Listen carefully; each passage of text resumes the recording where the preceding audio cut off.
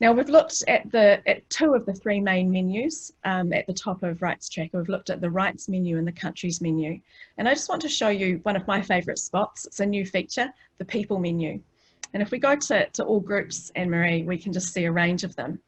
In our survey, which currently is out in nearly 40 countries, and we've been able to produce data for 33 so far, we ask people for each right that we measure, which groups of people are particularly affected by rights violations of that right. We have a pre-prepared list of 30 or more groups of people that the list has been co-designed with users around the world over the last 4 years. And we add to it as people make suggestions. So do feel free to tell us if there is a group that's not represented that would be valuable for you to have data on. That's definitely something you could put in the chat box.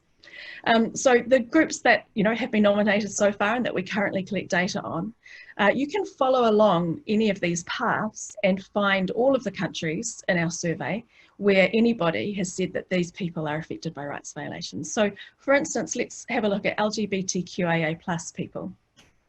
And if we click there, we then see a list of all the countries where any respondent has said for any right that LGBTQIA+ people are more at risk than the general population of having their rights violated. So let's have a look at Papua New Guinea. Since we're taking a bit of a tour around the world, we've seen a few different countries. So now you see the people at risk. We've seen a couple of those word clouds along the way when we were in the United States.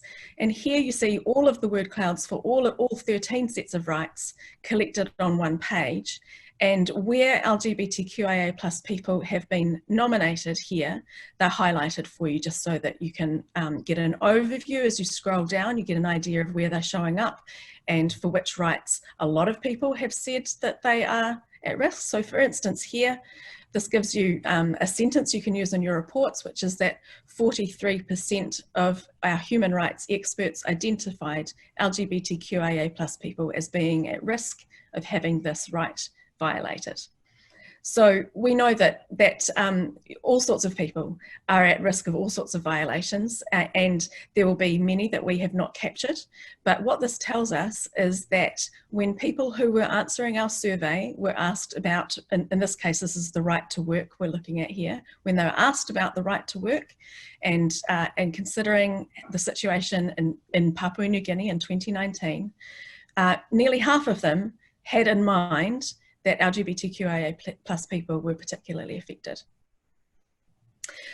This is one of my favourite features, as I say, and I encourage you to have a little look. There's lots to explore and lots of stories you can tell, lots of numbers you can bring to add to the case studies that you have of real people's lives who are affected as you are doing your reporting and advocacy.